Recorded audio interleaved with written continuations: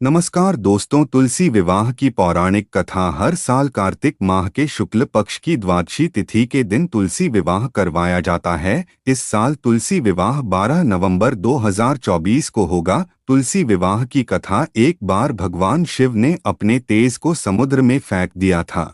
उससे एक महातेजस्वी बालक ने जन्म लिया। यह बालक आगे चलकर जालंधर के नाम से पराक्रमी दैत्य राजा बना। इसकी राजधानी का नाम जालंधर नगरी था।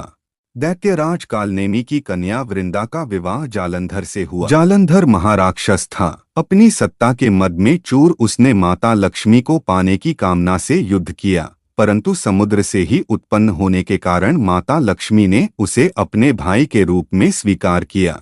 वहां से पराजित होकर वह देवी पार्वती को पाने की लालसा से कैलाश पर्वत पर गया। भगवान देवाधिदेव शिव का ही रूप धरकर माता पार्वती के समीप गया, परंतु मां ने अपने योगबल से उसे तुरंत पहचान लिया तथा वहां से अंतर्ध्यान हो गईं। देवी पार्वती ने क्रुद्ध होकर सारा वृतांत भगवान विष्णु को सुनाया। जालंधर की पत्नी वृंदा अत्यंत पतिव्रता स्त्री थी।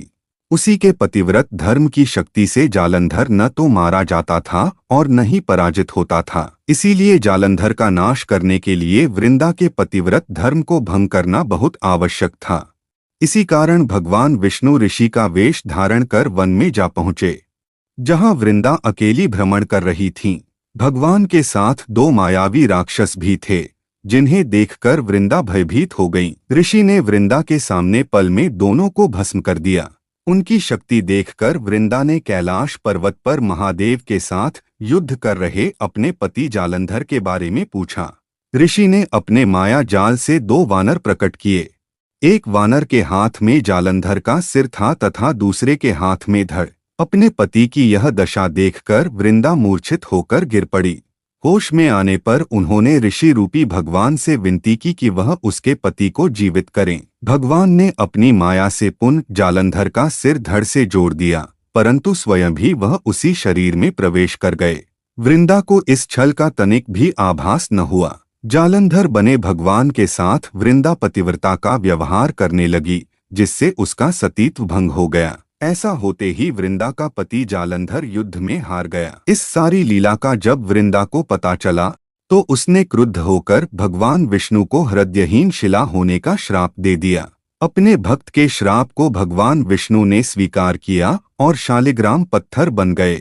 सृष्टि के पालनकर्ता के पत्थर बन जाने से ब्रह्मांड में असंतुलन की स्थिति हो गई। यह देखकर सभी देवी देवताओं ने वृंदा से प्रार्थना की वह भगवान विष्णु को श्राप मुक्त कर दे। वृंदा ने भगवान विष्णु को श्राप मुक्त कर स्वयं आत्मदाह कर लिया। जहाँ वृंदा भस्म हुई वहाँ तुलसी का पौधा उगा। भगवान विष्णु ने वृंदा से कहा, हे वृंदा, तुम अपने सतीत्व के कारण मुझे लक्ष्मी से भी अधिक प्रिय हो गई हो। अब तुम तुलसी के रूप में सदा मेरे साथ रहोगी।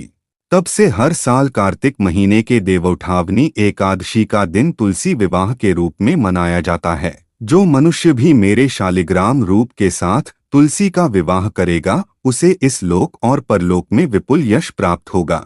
उसी दैत्य जालंधर की यह भूमि जलंधर नाम से विख्यात है। सती वृंदा का मंदिर मोहल्ला कोट किशनचंद में स्थित है।